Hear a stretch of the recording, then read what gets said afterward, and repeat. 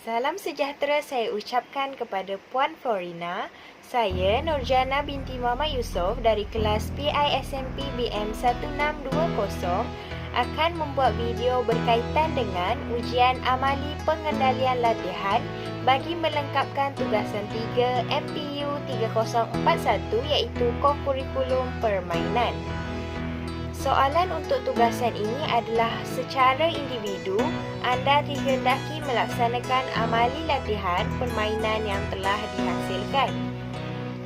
Jadi, saya telah memilih latihan kemahiran permainan bola tampar pada tugasan yang kedua. Jadi, kemahiran yang saya pilih adalah kemahiran servis. Jadi perancangannya adalah pada 1 Mei 2021 pada jam 4.30 petang sehinggalah 5.30 petang. Bilangan murid adalah seramai 19 orang dan bahan bantu mengajar adalah bola tampar dan kod. Jadi objektif pengajaran dan pembelajaran yang pertama adalah dari segi psikomotor, murid dapat melakukan servis bawah bahu secara bersendirian dengan betul. Dari aspek kognitif pula, murid dapat menyatakan langkah-langkah teknik melakukan servis dengan betul. Dari aspek efektif pula, murid dapat berasa gembira dan menunjukkan minat yang mendalam semasa melakukan aktiviti permainan ini. Seterusnya adalah rancangan latihan kemahiran permainan bola tampar. Pada permulaan adalah selama 15 minit. Perancangan latihannya adalah aktiviti memanaskan badan. Murid-murid akan melakukan aktiviti regangan yang melibatkan otot-otot utama dan keseluruhan badan. Yang kedua, murid-murid akan melakukan permainan kecil yang dikenali sebagai Protect the Queen. Jadi fokus pembelajaran bagi aktiviti ini adalah memupuk nilai kerjasama dalam satu pasukan dan memupuk jenis kecerdasan pelbagai iaitu kinestetik, muzik dan interpersonal. Jadi cara pengelolaan aktiviti ini adalah yang pertama, murid melakukan satu bulatan besar dan seorang wakil mengetuai aktiviti pemanasan badan. Murid dibahagikan kepada dua kumpulan iaitu kumpulan A dan kumpulan B. Setiap kumpulan akan mempunyai wakil iaitu sebagai queen. Bola akan diletakkan di tengah dan kumpulan pertama yang berjaya mendapatkan bola akan memulakan serangan. Ahli yang terkena bola akan terkeluar dan menyerang dari luar garisan sahaja. Sekiranya bola berjaya disambut, maka pemain tidak akan mati. Ahli pasukan terakhir bertahan akan imuniti jika terkena baling untuk melindungi Queen. Pihak lawan perlu menyerang Queen untuk memenangi perlawanan ini. Jadi mari kita saksikan video aktiviti pemanasan badan.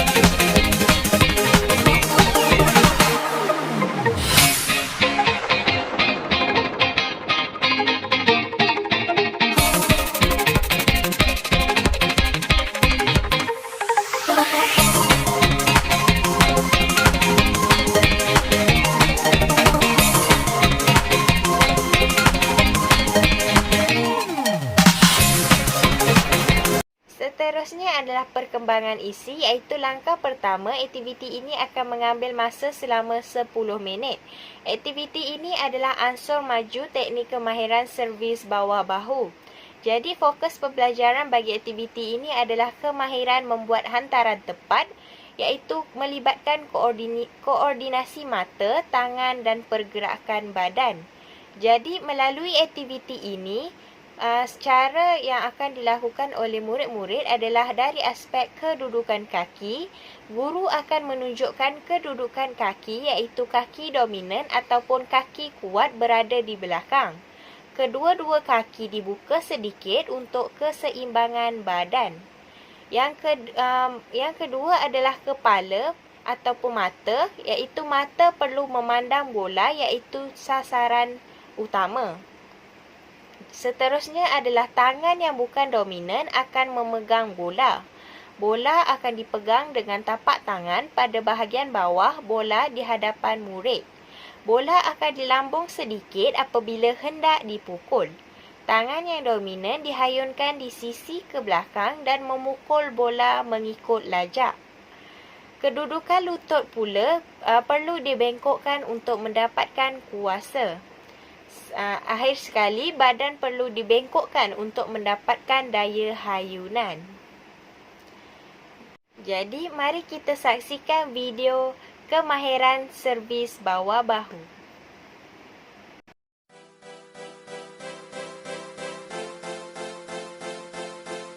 Servis bawah bahu. Kaki dibuka seluas bahu, bola berada pada paras perut, bengkokkan sedikit badan, hayun tangan ke hadapan dengan menggenggam jari untuk menghasilkan pukulan yang baik. Seterusnya, langkah yang kedua iaitu aktiviti ini mengambil masa 10 minit. Aktiviti ini dikenali sebagai kemahiran membuat hantaran servis ke gelanggang lawan yang ditandakan dengan kon. Fokus pembelajaran aktiviti ini adalah jenis kecerdasan pelbagai, iaitu kinestetik yang melibatkan pergerakan. Jadi pengelolaan ataupun strategi PDP dalam aktiviti ini adalah yang pertama, murid akan membuat hantaran servis ke arah kawasan bertanda. Seterusnya, servis akan dilakukan hendaklah melepasi garisan dan dihantar kepada rakan. Rakan pasangan akan mengutip bola dan bertukar peranan untuk melakukan servis. Bola yang jatuh pada kawasan ditanda kon akan dikira sebagai mata. Dalam aktiviti ini, peralatan yang digunakan adalah bola tampar dan juga kon. Seterusnya adalah kemuncak.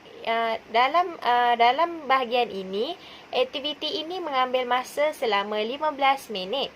Aktiviti ini adalah permainan jangka masa pendek yang melibatkan permainan sasaran tepat.